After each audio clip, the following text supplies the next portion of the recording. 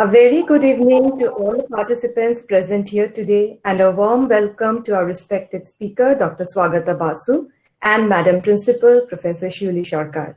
Today, the Department of Women's Studies, in collaboration with Women's Studies Center, Lady Brabourne College, has organized the National Webinar on Women and Legal Spaces. Before we start the webinar, a kind request to all the participants to kindly mute themselves and switch off the video mode, please. To inaugurate the national webinar, I humbly request our Madam Principal, Professor Shuli Sarkar, to deliver the welcome address. Madam, please. Respected Dr. Swagata Basu, our resource person today, respected organizers, that is the faculty of the Department of Women's Studies General, and also the two coordinators of the Women's Studies Center, Lady Brabourne College, respected participants, my esteemed colleagues, and our beloved students. Very good evening to you all. It's a wonderful occasion when the Women's Studies Department, in collaboration with the Women's Studies Center of Lady Brabourne College, has organized a webinar on women and legal spaces, and the webinar is being started now. The particular topic seems quite interesting, and I have a particular interest in this, actually. A role of Mahila Panchayats in expanding legal spaces in low-income neighborhoods in Delhi.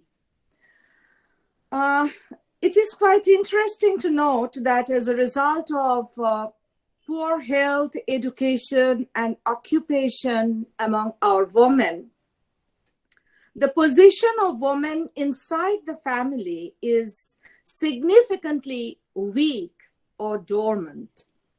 Women are neither allowed nor prepared to take any kind of decision independently within the family. All major decisions taken by the male members of the family are sort of imposed on them. This gives birth to a kind of political apathy among women. A number of studies on political participation have revealed that women in general are less participative in politics than men, as women are less educated and hence less aware of the political issues vis-a-vis men. The question is, what is the remedy? In this context, we must acknowledge that the role played by the 73rd Constitutional Amendment Act is really praiseworthy, by which a compulsory 1/3 reservation of seats for our rural women was introduced since 1992 in the Indian Panchayati Raj bodies at all three levels of district, block, and village. But critics still raise the questions like, is women's political participation only through reservation or quota really meaningful to the concerned woman? That is, can such women in panchayats really take any decision independently without being manipulated by the male political members in the panchayats or by the male members of their own families? In other words, can such kind of women's political participation really lead to women's empowerment or women's enrichment or women's enlightenment? A series of studies have been made in this regard by a number of researchers on different aspects of women's empowerment in panchayats, and obviously with different results. We are eager to know in this connection whether political empowerment of rural women and their legal literacy are directly or indirectly related to each other, whether rural women's political empowerment in any way leads to their legal awareness, or exactly the other way around, that is, their legal literacy somehow leads to their political empowerment. I would like to conclude my address by mentioning a beautiful study made by two female researchers, Farzaneh Rowdy Fahimi and Valentine M. Mogodum. They were studying the women's status in MENA countries, that is Middle East and North African countries, and saw that there is a direct link between women's education and women's empowerment. In their study report, they have found out 5 interesting conclusions. The last conclusion is very relevant here. It states that when women are more and more educated, they are more and more legally aware and literate. They know quite well what their legal rights are and what legal steps are to be taken when such rights are being violated. So they get better treatment from the male members of the family, like their husbands, their brothers-in-law, their fathers-in-law, and so on. This actually sets a good example for the children, particularly female children. When daughters see that their mothers are getting better treatment from their fathers, or mothers are being respected by their fathers or their grandfathers or their uncles in the family, they feel more and more secure and much, much safer. And this itself leads to a better example of their political socialization, their socialization as such, I should say. So women's legal awareness through education not only brings about their own empowerment, but perhaps the empowerment of their future generation women as well, like their daughters, their nieces, and so on. No, I'm not going to speak anymore because I'm not a resource person today. I have a keen interest in the subject, though. I'm pretty certain that we will be able to learn a lot more new things and a lot more new ways of explaining these things from our speaker. And I'm pretty certain that lots and lots of questions will be asked after her talk is over, and everybody present here will feel more and more enriched and more enlightened. I hope this webinar grants this. Thank you. Thank you, Madam, for such an invigorating and insightful speech. Moving ahead, our speaker for today's national webinar is Dr. Swagata Basu. Dr. Basu is an associate professor and head, Department of Geography, SSV, Postgraduate College, Uttar Pradesh. Dr. Basu has an illustrious CV to her credit. She completed her schooling and graduation with honors in geography from Loreto College, Kolkata. She then obtained the Masters of Arts, Masters of Philosophy degree in geography and Doctor of Philosophy from JNU, New Delhi. She has been the recipient of Mamta Swaika Memorial Prize for Excellence from Loreto College and the JRF of UGC. Her research interests include gender-based violence, feminist legal geographies, and women's rights to the city. Dr. Basu has been associated with Textbook Development Committee and with the development of MOOCs in Geography, NCERT. She is also a part of Concise Hindi Encyclopedia Geography, Central Institute, New Delhi. Dr. Basu is a trainer of UGC scheme Capacity Building for Women Managers in Higher Education. She has international projects to her credit. She has presented in a number of national and international conferences and published in a number of reputed journals and edited books. We are really honored to have you, Dr. Basu. Before we move on to Dr. Basu, a kind request to all the participants.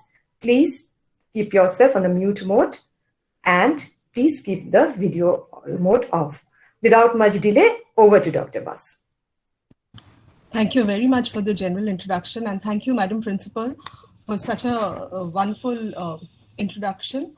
And I'm really delighted and honored to be here today. to speak and connect with scholars from Kolkata, which happens to be my hometown. It really brings back very wonderful memories of my own days at Loreto College, Calcutta, in the same city.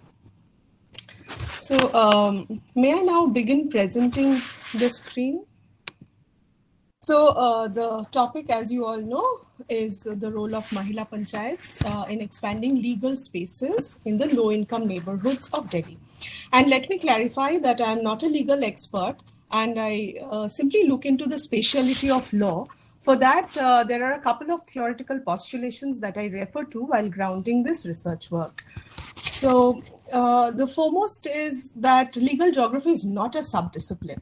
It's rather an intellectual interdisciplinary project with the major disciplines that constitute its scope are historical geography, law and society, legal anthropology, and legal history. So if we wish to engage with feminist legal geographies, then we are looking at connections between and among women, law, speciality, since women's lived spaces like their homes, their workspaces are all inscribed in legal spaces. So where the law is applicable or is functional is never inert. It is the location, the space that decides how the law is going to be performed, operated within the boundaries of those spaces. Say domestic violence would be applicable within the home space. Sexual harassment at workplace act would be applicable at the workspaces. So feminist legal geographies foreground space as the organizing principle related to laws on women. So if we supplant law over space, we just imagine that, we are seeing law, how it operates over space, then there emerges areas where the law is potent and effective. And then there are also areas where it is not. Geographically, we can refer to these areas as ecumen and non-ecumen. In geographical terms, the known world and the unknown world. So then the struggle, therefore, for legal geographers is to expand the legal spaces and bring more and more areas where the law becomes functional. So you have to convert those non-ecumens into ecumen. In India, we all know that there is a primacy of legal centrality or the pervasive nature of the constitutional laws. But we also know that our own conception of legal understandings depends upon other legal influences too, like the religious laws, the customary laws, the family laws. That is why when colonial laws were supplanted over our traditional legal systems, there were resistances. And often these laws were contradictory too. Even today, such contradictory strands exist, and thus we experience what is known as plurilegal spaces and our own legal conceptions.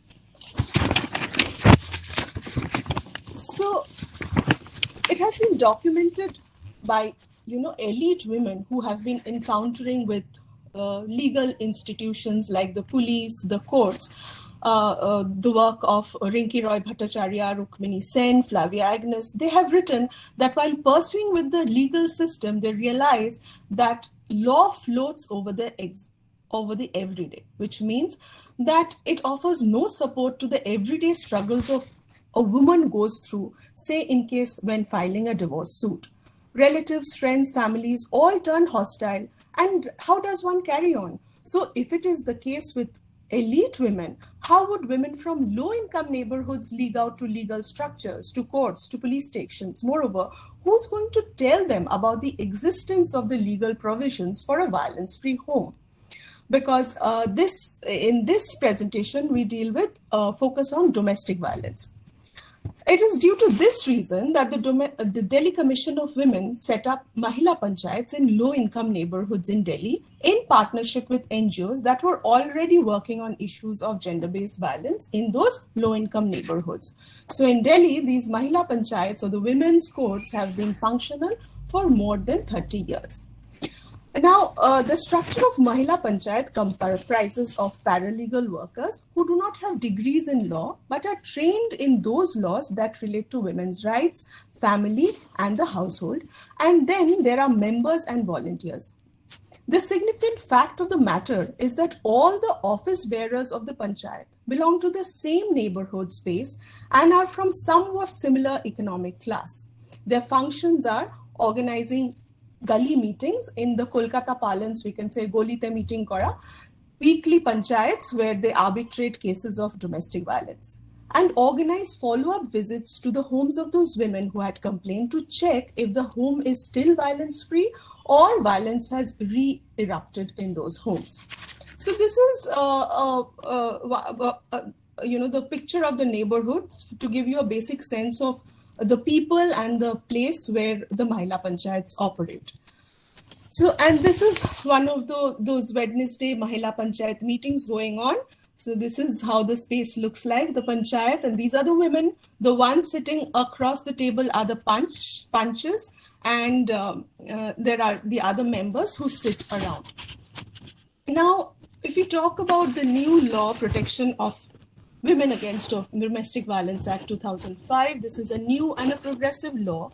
And some of the key pointers are that it recognizes sexual and emotional abuse as domestic violence, not just physical abuse, and recognizes all forms of relationship of the nature of marriage, including live-in relationships, offers right to residence, brings about the idea of a shared household, and the magistrate can guarantee the custody of children to the mother. Now, legal language, as you can see, is so obdurate. Even when we look at it, it appears too obdurate. How does this legal language then get translated and brought into homes to women who aren't educated, who are not gainfully employed, who do not move out of their colonies? So for that, this Mahila Panchayat then has a lot of visual representations. This is what they do in their gully meetings, is they take out these posters. So relationships in the nature of marriage, as you can see, they show that the second wife is also eligible to file a complaint under the law. There are live-in relationships, marriages where the marriage isn't continuing, but the religious ceremony has taken place. Bigamy, in different other regions, Maitri Karar, same-sex relationships, cohabiting, all these relationships come under the purview of the law. This becomes very easy for people to understand when you see it in this visual form. Also, who can complain under this provision are not only the married woman, the mother, the elderly woman in the house, the mother-in-law. All of these people are eligible to file a complaint against their male members of the household. So, here you see that they have translated those same provisions in very simple language, and the photograph shows and makes people ask questions about the stories behind injury marks, whether this is simply an injury, whether and what comprises of violence. The next slide shows those basic provisions of the law and gender-based violence that is experienced throughout one's life cycle. So these posters raise awareness about the illegality of forced marriages, the right to that an adult woman has the right to choose one's partner, that dowry demand is illegal. Here you see the man is asking the woman to bring in a car. Unless she brings in a car from her natal home, she wouldn't be allowed to enter the household. Then they also tell the women that bigamy is illegal. Abused women violence of not having a male child is not to be, for not having a male child, violence for that is not to be tolerated by women, and bigamy is illegal. Abused women can seek help from protection officers. Beyond that, they can also go out to the police if the protection officers' orders are violated. Not only that, as you can see in the first picture, even if a neighbor observes that there's violence happening in the household, even the neighbor can go and lodge a complaint, and the abuser can even get a jail term and pay a fine for violating the orders of the protection officers. One can always reach out to NGOs for help, and the NGO can help them reach to the magistrate, and the magistrate can offer her the right to residence, that is living in the shared household where her husband was staying, and the custody of the child may be granted to the woman in case she is experiencing violence from her husband. So all this is done to basically achieve a change in the attitude and behavior of the partners. So here you can see, after going through the entire legal process, now the husband shows care and concern, and equality and trust and love is what makes a perfect family, is the thought that is being disseminated through these gully meetings and these posters. So here I'm going to show you one of those Wednesday Panchayat meetings. Here you can see women are leading the Panchayat, as against a complete reversal of what a traditional Panchayat is, which is headed by 5 male members. Here you have only women members. And you can also observe that there are women from different castes and communities here who actually bring in the knowledge, the traditional knowledge also, when they arbitrate the cases of domestic violence. So these are materials which are provided by the NGO, that whenever a woman seeks help, they show her the entire process that she would be going through in order to arbitrate for domestic violence. As you can see in the first picture, a woman who is experiencing violence comes into the Mahila Panchayat, and these are the Panchayat members and volunteers who sit at the Panchayat, and she comes in, and then this is where she discusses her problem. Before taking any action, the Panchayat members explore possibilities, that what is feasible for her. Would she be able to file a case in the court? Is it okay? So they ask the complainant that what is that she wants? How far can she take her case ahead? Is she willing to live away from her home? If she cannot, if she has to live in the same household, then accordingly they decide on the course of action. The next stage is where the Mahila Panchayat members visit the woman's house and serve a notice to the male member who has been causing violence in the household. Then before they visit, the husband and the wife visit the Mahila Panchayat. Before they arrive, the Mahila Panchayat members get together and discuss the case, that what are the problems that are being experienced by the couple, how is it that they may be able to bring about a change in their current circumstances. Once the parties discuss the matter, a contract is signed between both the parties that there'll be no violence, whatever the other concerns of the male member, the husband and his family is also noted down. If the woman has any complaints, that is noted down too. If the husband also has some complaints against the woman, she's also counseled to behave according to his wishes if it is valid. And then these contracts are sent to the police station, so that the police station also remains aware of the kind of contract that has been signed between the two parties. One copy of the contract also stays with the Mahila Panchayat. The most crucial part of the process is that the Mahila Panchayat then has the right to visit the couple's home and to check if the violence has re-erupted within the household or they are staying peacefully. And this is one of the best checks and balances, where the husband and his family realizes that any moment they can have a follow-up visit from the Panchayat members, because they're all from the same neighborhood, and the violence in most cases abates. So this is one of the real-time arbitration processes that is going on. As you can see, the man and the wife, they're discussing their problems, and the contract is being written down. They're signing their presence, and the contract is being written down, which would be served to the police station, as well as a copy would continue to remain in this. So now I'm going to talk about 3 case studies which would give you an idea of how these panchayats work. Now the first case is that of Radha, who's 20 years old. She walks into the Mahila Panchayat office looking completely exhausted, holding her 7-month-old daughter. She had made a complaint that her husband does not provide her basic needs of food and clothing, which forced her to leave her marital household after 3 months and stay with her parents, as she was also in the family way and required care and nutrition for the growing baby. She had been married for 2 years and has been subjected to physical and verbal abuse and has not been given any money for any of her material needs. While the marriage took place, she was not expected to work outside the household and generate extra income for the household.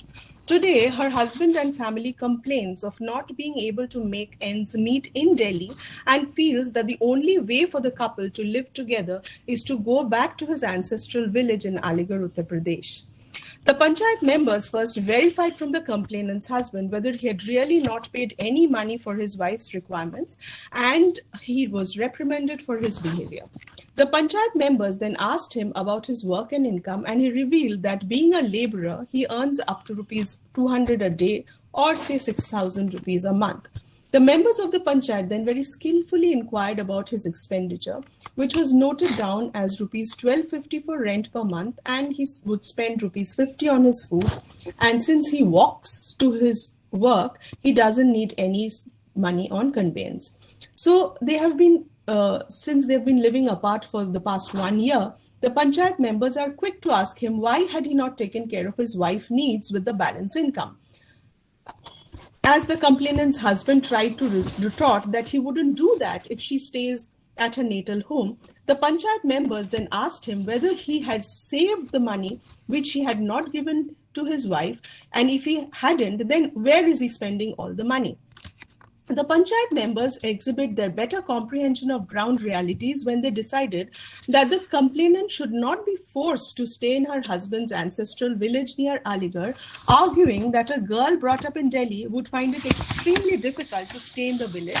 And since at the time of marriage, it was not made clear that they would live in the village, her husband should make efforts to earn regularly, spend his income judiciously, and live in Delhi, while the complainant can easily reach her parents and in case of any need. The arbitration process involved counseling of both the parties, making the complainant's husband understand his mistakes and his responsibilities towards his wife and his infant daughter, and also made him commit that he would mend his ways. A complete change of power equation is observed in the Panchayat meeting, since within the household, the breadwinner's autonomy on his spending behavior remains unquestioned. Also, the patrilocal nature of marriage is challenged in the judgment given by Mahila Panchayat when the complainant is advised to continue to live in her natal home till she is, as well as the Panchayat, is satisfied with her husband's commitment to take the responsibility of Radha and her child's livelihood. In the second case, we have Kiran, who is 42 years old and has been married for 20 years. And though she did not have children of her own, she and her husband were against the idea of adopting. A year back, the complainant discovered to her dismay that her husband had fathered a baby boy out of wedlock. The Mahila Panchayat summoned her husband and confirmed about the veracity of his fathering the child. But instead of asking her husband to return to Kiran, the Panchayat members established contact with the woman who had mothered the newborn child. The Mahila Panchayat explained to the mother of the baby that the new law, protection of women, this new act on domestic violence, takes into cognizance relevant relationships, and that she and her child too have the right to income of the father of the child, and he cannot be forced to not communicate with his legally married wife. In the subsequent meetings of the Mahila Panchayat, the mother of the child was counseled too about the insecurities associated with women bearing children out of wedlock, and even though the law recognizes such relationships and guarantees her right to residence too, the chances of violence and disharmony within the household would continue, since she has the right on the father of her child. In the same manner, his legally wedded wife too would continue to have hers. The members then spontaneously veered the discussion to the issues related to men having multiple sexual partners and the threat of women contracting sexually transmitted diseases. The discussion among the members exemplifies their ability to correlate and empathize with various aspects of women's vulnerabilities and make efforts to protect women from falling prey to such instances. The arbitration too was tailor-made, where the livelihood issues of two suffering women were given primacy and a feasible arrangement was worked out for their future. In the third case, we see Shaista, who is 32 years old, a Muslim woman, is married for 14 years, and 4 years ago she had filed a complaint at the crime women's cell as her husband got involved in extramarital affairs. With the intervention of the police and counseling, her husband mended his ways. 2 months ago, she found out that he was not contributing his salary to the household and used pretexts in order to spend the salary on another woman named Farida. Farida's husband is in jail, and so Farida has no means of livelihood and depends on Shaista's husband to provide for her. Shaista feels approaching the crime women's cell would be too exhausting a proposal, as she does not have the financial means to travel to the cell, and she's afraid that in her absence, her husband would bring Farida home and make her live within the same household. The Panchayat summoned her husband and explained to him that their children are growing up and his actions would have a negative effect on them. Very soon, they too might behave in the same manner. Her husband, though, seemed unwilling to give up Farida, saying that she's a helpless woman and that he's emotionally attached to her too. The members of the Panchayat then asked Shaista to approach the local Jamaat for ensuring that he shares his income proportionately with her and her children too, as in accordance to Sharia. Her husband needs to provide for her and her children too. The members also help her in drafting a request to the Free Legal Aid Cell so that her case for maintenance costs may be filed at the court too, and that Shaista is assured that one member of the Panchayat would accompany her whenever she would have to appear to the court. The case highlights the plight of women when trapped between more than one legal systems, where once in one system her problem is treated as a crime against her, and in another, though it is not considered right, yet offers a leeway for the male partner to escape from his responsibilities to provide maintenance to his wife and children. The Mahila Panchayat members, through experience, used a multi-pronged approach to ensure Shaista's right of maintenance through the court, while bringing the case to the Jamaat would also make her husband's action known to their community.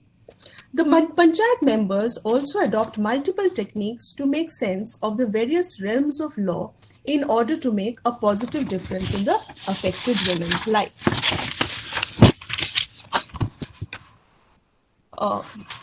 Now, apart from these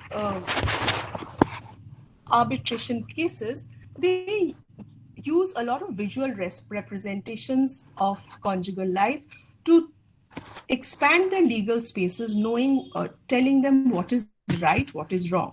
So these are these cards they take around in the locality and show it to women, and women also start relating to these photographs and can immediately understand what goes wrong in the marriage and what is right. So this is the story of Ramesh.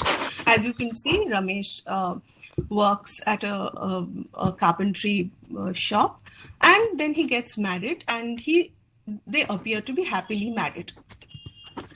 Slowly, his wife also picks up some stitching work, and they are happy, they earn well, and the first daughter is born. He's happy. He's playing with the daughter, as you can see. But deep inside, this is what the women in the locality would tell you, that yes, now he's thinking that I wish I had a son whose name was Amit. So the Panchayat members would ask the women, what do you think of this photograph? So they said, we think that, he's dreaming of having a baby boy, and he would have named him Amit, who would grow up to be a police officer. So now he has his second daughter, and now he looks visibly dejected. So now he's not that caring and about his wife. He's irritable, and slowly domestic violence begins at home because of his own frustrations. He also dreams of having another child, and so that he can distribute sweets, but now that he has had a son, but again he has another daughter. This is the third daughter. And this is when the kind of violence at home really escalates. and he also takes up drinking. This is when he starts being abusive with his wife, and his children are also growing up. So this is also a lesson in intergenerational transference of domestic violence, is when children grow up and they watch domestic violence at home, how it gets transferred into the next generations. So after this, we move ahead where he's getting his eldest daughter married. So he's happy, but his daughter, when she reaches her in-laws' house, she experiences domestic violence too. It is then that she comes home, she talks to her friends, and she talks to her parents also about her own plight. And it is then that he realizes what domestic violence means and how it ruins lives and families. So he takes her to one of the counselors, and he asks her to go back to the house, and domestic violence keeps continuing. It is then that slowly realization dawns on him, and he goes and meets his son-in-law. He explains to him that how the family life gets disrupted because of domestic violence. He explains to his her in-laws too, and here then the women in the locality are asked, what is he thinking about? He's looking back on his life, and he's probably repenting on the kind of actions that he has taken on his wife and how his life has changed. And it is only now that his daughter is experiencing domestic violence does he realize the pain. So apart from the cases and the gully meetings and trying to expand the legal space, one thing that Mahila Panchayat members cannot really do is expedite the time of these processes. Now, time becomes a leitmotif of women's sufferings, be it one of the institutions of the state like the courts or the police stations, the crime women cell. Same is true with the panchayats. As you can see, dates after dates after dates. And the woman is the one who suffers, because if the respondent or her husband does not appear on a date, she cannot go. She's either stuck at her natal home, or her husband has not provided for her monetarily. So if the dates keep going ahead, where does she provide herself food and the rest of the material needs for her children? So time, and though the Mahila Panchayats try to expedite the time, but yet time is one of the factors that plague these cases. So apart from their meetings, now the new technique they've adopted is they've started integrating youth through Sampark Paribars. What they do is they introduce youth to 4 families each, and these young men and women reach out to those 4 families and talk about the laws that are there, how women and what constitutes a happy family, how care and respect should be a part of family life. And whenever they get time, they come and report about those families to the Mahila Panchayat. So that way, their network keeps growing, and they come to know about more and more households in the locality through these young youth workers. So it's not that it's a case of complete successes. There are failures. A lot of time the respondents do not wish to arrive on the right dates, and then they are forced, the Mahila Panchayat members are forced to refer these cases to the courts and the police stations. And it is difficult because, traveling for women from poor neighborhoods, traveling to police stations or to the crime women cells or to go to court, one has to pay bus fare.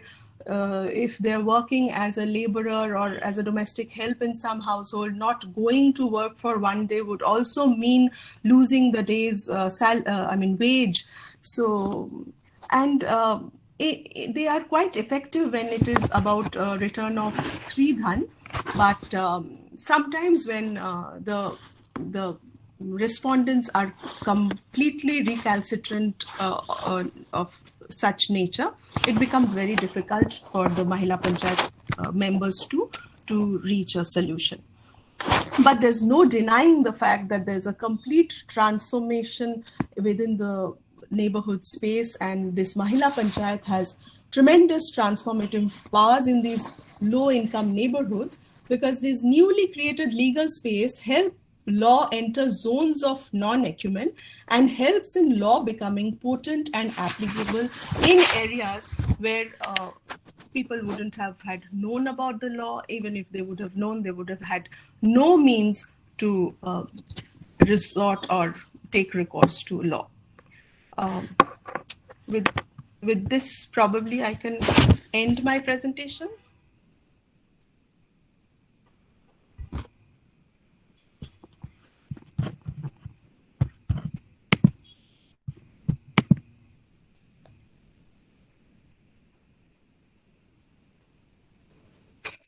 Excellent presentation, Swagata, but I have one question. Yes, ma'am.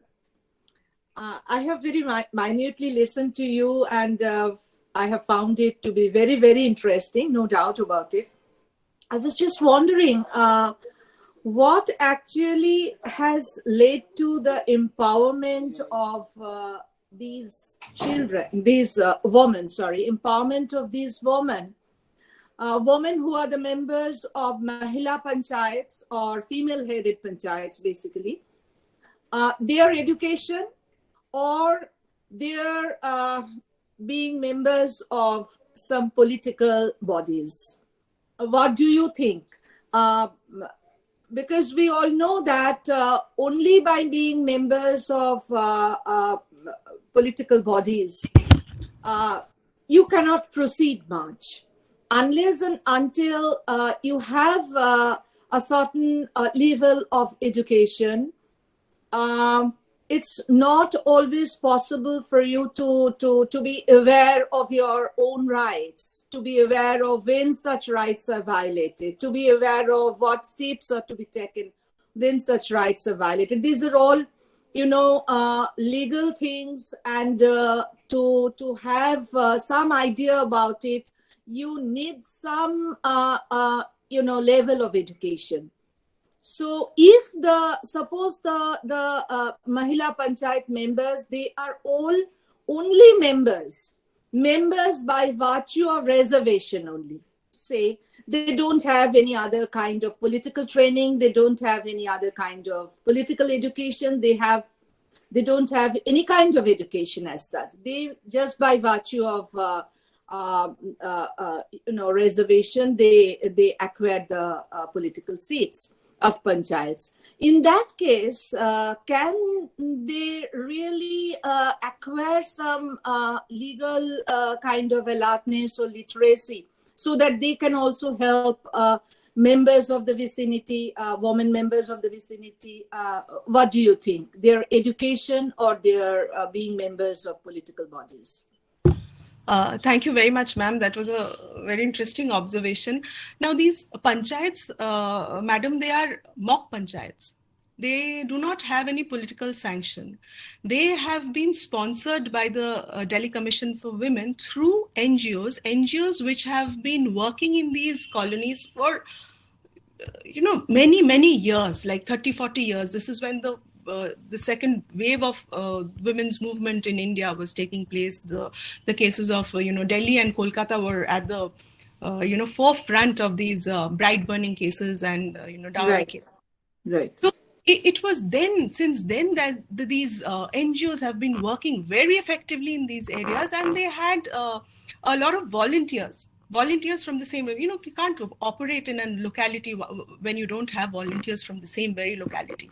So these women are extremely they are paralegal workers. Really, they do not have, they are basically, high school educated, and you would be surprised to see how good they are because of the training. So they keep going back to the NGO, the Delhi Commission for Women keep training them, and they're constantly updated. And because these are women who are doing just this, and they're very motivated women. If you meet them, they are extremely motivated, and they want to make a difference in women's lives. So with that kind of a political knowledge, finally they are not doing anything. They have these mock panchayats. if the parties listen to them, well, then it is okay. If they do not, then they take them to the protection officer. If that doesn't work, then they go to the magistrate. If that doesn't work, then they go to the court for maintenance, or file a case with the police station. So finally, they are doing as much as they can. And the most important aspect of this, I would think, is that they're making women realize that you're not alone and you have options. You can reach out to us. We are there for you. Like you saw in this other case, Shaista's case, where they said that every time she would have to go to court, somebody would be accompanying her. Right. So this kind of a support, and also, letting women know that there exists a provision. Don't feel helpless. Right. This is what Absolutely. I mean when I say that, expanding the acumen of law. You're reaching zones, those dark areas where law hadn't reached. This emotional assistance is of great help. Great value. Basically, you can see that feminist sisterhood, that real sisterhood is something that you can see. And they call each other behens, So it is like very literal as well as figurative, everything, these organizations. So, Dr. Basu, you think that these mock panchayats, you have called them mock panchayats, they are actually better effective than the real panchayats, real female-headed panchayats in the locality? Because in the real panchayats, we sometimes we find that there are many namesake members or proxy members. They don't have any voice to raise, and they are in many cases they are mostly manipulated by the male leaders, male political leaders within the panchayats, or by the male members of their families. So these mock panchayats, which actually help the unempowered woman, helpless woman in the vicinity, these should be treated as more effective than the real female-headed panchayats also, I think. Ma'am, I wouldn't want to compare them, because, the panchayats, the political panchayats, are all-encompassing bodies. They have many functions. These panchayats are focused. They are very clear. They just want to women have violence-free homes. So I don't think they're comparable in any way. But yes, I totally agree with you. There are so many reports of these proxy women leaders, and the political, the 73rd, the 74th Amendment. That's what have arrived after the researches of a number of researchers on the effectiveness of female-headed panchayats, because they have shown clearly that many of these female heads, they do not have any proper perception regarding the most useful item on which expenditure should be done in the panchayat, because they have valued education to be of least importance, and so on and so forth, because they themselves are not educated. So I was just wondering if these mock panchayats are better effective than more effective than the real panchayats, in many cases at least. Not in all cases, I should say. But no, but in this particular case, where where they're working on violence-free homes, they are extremely effective. Right. And also about the other panchayats that you're talking about, later studies, they throw light on this fact that, when the proxy woman leader, in the initial year, she can be manipulated, she can be molded. But on the second and third year, there are signs. When she resists. And, this is how power, when the power seeps into her, she realizes that it is she who is, powerful. Actually, they take time, but when some time is passed, they become more effective than the male-headed panchayats. And I think we should give them that. Right. Absolutely. Thank you, ma'am. Thank you, Principal Madam, once again for raising very pertinent questions and also initiating an effective dialogue with our guest speaker. Now, I would like to thank Dr. Basu for delivering such a stimulating and dynamic lecture.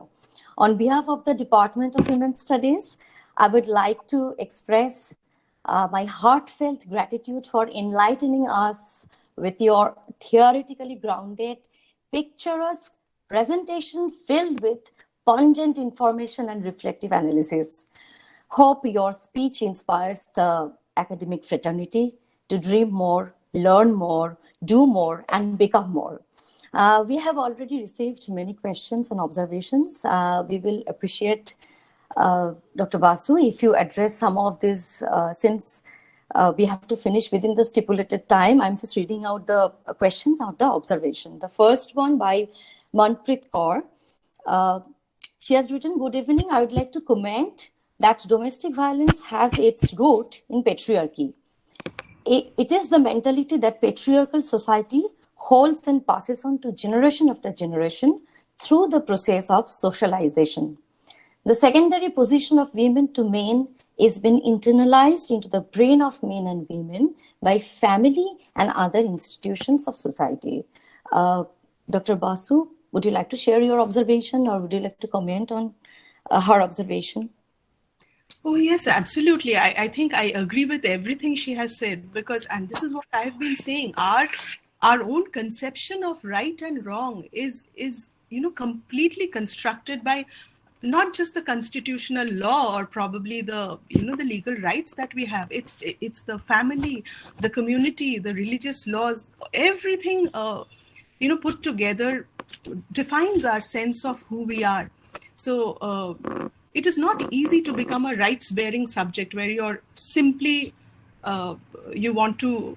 There's a very beautiful study on this by Mary, which she says that from good wives to right-bearing subjects, it's very easy to shake off that sort of a thing that you have in you to be a good wife or a good daughter or a this is the kind of pressure that we have to be a good daughter, a good wife, a good mother. So from that, to shake off those expectations and become a completely rights-bearing subject, it's a difficult process. And we are all shaped by patriarchy, not just men. Women too are. We are living in that kind of a thought process. So, but the entire scheme of the Mahila Panchayats network and the work is about realizing that the power of feminist solidarities, when women get together, they can actually make a difference. They can reach out to women and they can offer them hope, and also not only that, legal recourse, and probably we can hope for change.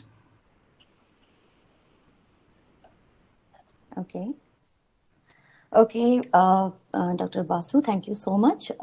As written by Dr. Namrata Ganeri, thank you very much for this fascinating research and presentation, Dr. Basu. Could you please tell us something about Mahila Panchayats? How did they come about? How do they gain trust of the local community? And how many Delhi neighbors are they active in? Okay. So, Dr. Ganeri, thank you very much. These Mahila Panchayats was set up by the Delhi Commission for Women, and Action India was one of those NGOs which was taken up as a model panchayat, because they had been operating in neighborhoods, and there are more than 30 Mahila Panchayats as of now working in various parts of Delhi, but usually in the low-income neighborhood. So these Mahila Panchayats came up simply because, women in these low-income neighborhoods weren't able to access law, and they were living in violent homes. They were experiencing domestic violence. They did not have any means to, reach out to employment, or for that matter, any bit of legal help. So it is then that these women from Sabala Sangh, that is how they were known earlier, and then they went on to forming these Mahila Panchayats. These Mahila Panchayats are all women from the same neighborhood, and they are trained to be, paralegal workers, as they are known as, because they do not have degrees in law, but they are trained in these particular laws related to family and marriage. So they go about, they are very effective in these localities. Dr. Amrita, there's one more thing Dr. Namrata had said, I think I'm missing out. Yes. Unable to address, I think. Yes. How many? Should I repeat? Yeah, I think. How many Delhi neighborhoods, how many Delhi neighborhoods are they active in? Okay. So, that I replied. There's one more thing, I think. Could you please tell us something about Mahila Panchayats? Yes. How did they come about? Yes. How do they gain trust of the local community? Yeah, they gain trust of the local community. Yes, this is what. They gain trust of the local communities because you see, Dr. Ganeri, they're all a part of the same community. So there are women from different religious backgrounds, the same different caste locations, and also from the same economic class. So they are women who are also the neighbors, their friends. So it becomes easy for women to trust somebody known. When you know your friend or a neighbor from the locality is also a part of the Mahila Panchayat, and that they would be there even in the middle of the night if you went and knocked on their door. This is possibly the reason why they have the kind of trust that they have, because this is one of the problems of the filing domestic violence cases in the crime women cell, is because when you go for a counseling over there, the accused party would say yes to everything, and then you go back 20 kilometers back into your own residence where the officer wouldn't be of any help to you. But this is not the case in the Mahila Panchayats. They operate within the same locality. So even if violence erupts in the night, that why did you go and complain about me in the daytime that I was dragged into the panchayat, she could probably, tell her neighbor that, well, he's again, trying to be violent, and somebody from the neighborhood would come down. And in this context, I have one question, Swagata. Yeah.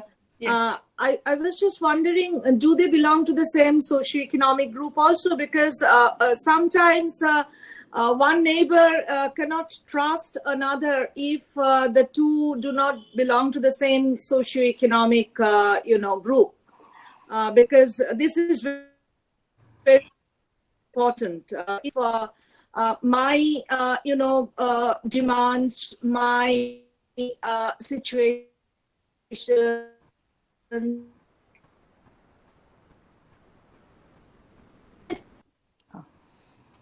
another who is from the same condition is, by no means similar with yours. So in order to feel that, I think there should be some sort of socioeconomic attitude. So I think. Yes, ma'am, absolutely. This is what I had said, that they all belong to somewhat similar economic class. And there are women from all communities, all religious communities. Most of them are from this, among the Hindus, the same caste group. Most of their husbands are into the same occupations. They all work as daily wagers. So, it is much easier to relate to each other. One of the case studies where I was discussing where how easily the Mahila Panchayat could, ask the husband that how much do you earn? If you earn, then what is the rent? He couldn't just lie, because everyone knows what is happening in the locality, how much would the rent be, and if he's going to work by foot, then he doesn't pay anything on the conveyance. These were information extracted by the Mahila Panchayat members, and they said, then what are you doing with the money? Because the conditions of life and livelihood are quite well known to the Panchayat members, because they belong to the same socioeconomic strata. And because there's equal representation from all religious communities and caste groups, so similarly, when one talks of a custom or religious practice, then there are members from that group and that religious group too, to either defend it or, contest it. So because there are insiders from every group. To be so vocal, to be so alert, to be so conscious, aware, and kind of educative also. Definitely, they had different kinds of educational backgrounds, right? Not really, madam. Some are not. Most of them are not formally educated. Those who are, I just mentioned, they were like only educated till high school. These paralegal workers are the ones who are educated till the high school, and most women who come with their problems to arbitrate at the Mahila Panchayat are not formally educated. So. That's very good. Definitely, they had some, specific kind of, right? Yes. There are many threads of commonality running within the members, volunteers, and women who come. And one more interesting thing, which was not a part of this talk, is like, these members of the Mahila Panchayat. Most of them were people who had an experience with domestic violence. So initially they come to the Panchayat with their own cases, own problems, or they would have brought a sister or a sister-in-law. And when their case gets arbitrated, it is they who become members. They join as members because they realize the power of this network, and they become volunteers. Absolutely. Yes.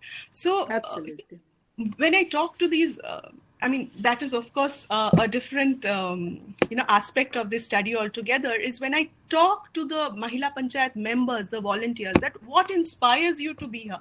They say that it was my case, or somebody would say I had brought my daughter here, and when she had experienced domestic violence, and that is how I am here, because now that my troubles are over, I want to be there for others, which is so inspiring.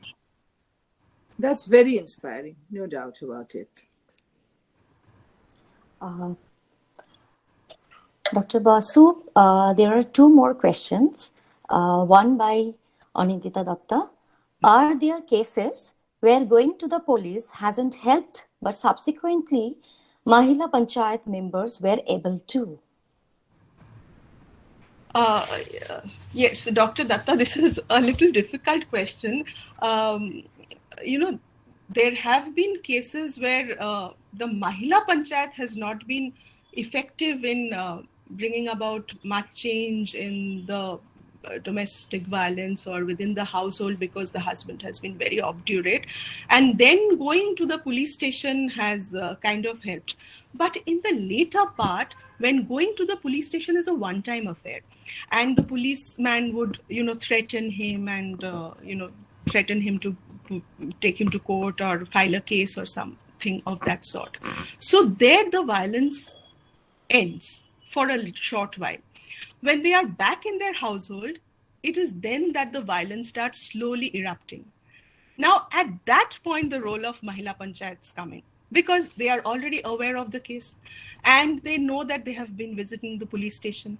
It is then that the Mahila Panchayat members keep visiting the household on follow-ups and telling the husband that if you keep doing this, we are going to take you back to the police station. So possibly it's like a, down and up, and then it's, there are cases where after going to the police station, the Mahila Panchayats take over.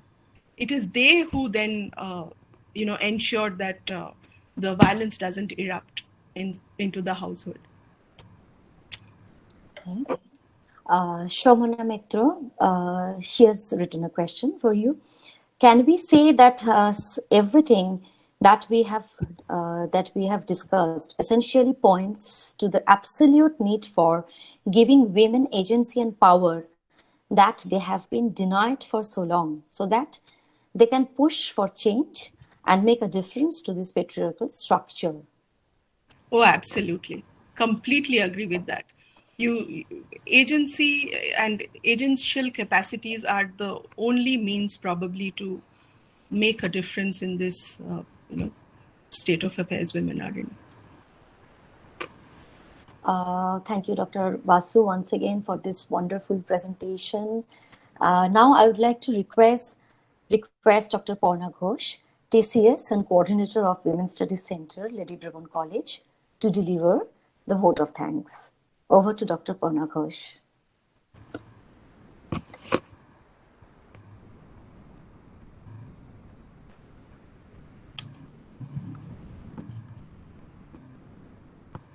Parna, please unmute yourself, Parna.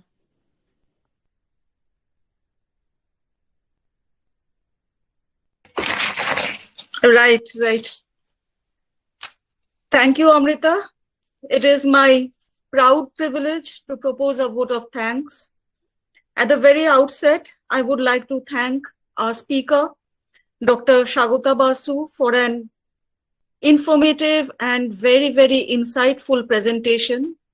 I'm sure that many of us here have benefited on learning about the role of Mahila Panchayats in expanding legal spaces for women. My gratitude to our principal, Professor Shuli Sarkar, who has always been a source of inspiration and support for all endeavors. And today's national webinar was no exception. Thank you, Madam Principal. I thank the organizers, the Department of Women's Studies and the Women's Studies Center, Lady Brabourne College, especially Srimati Shikha Paul, head of the department, and Srimati Mohua Roy, Assistant Professor of Sociology, for coordinating everything. I thank you and congratulate you for this excellent webinar today. Special thanks to Srimati Malini Mukherjee and Srimati Amrita Basu Roy Chaudhary, both faculty, for conducting the webinar so well. I thank Mr. Arvind Prasad and his team at AAA Tech for providing the necessary technical support. And last but not the least, all our participants today who have made this webinar a success. Thank you. Thank you all.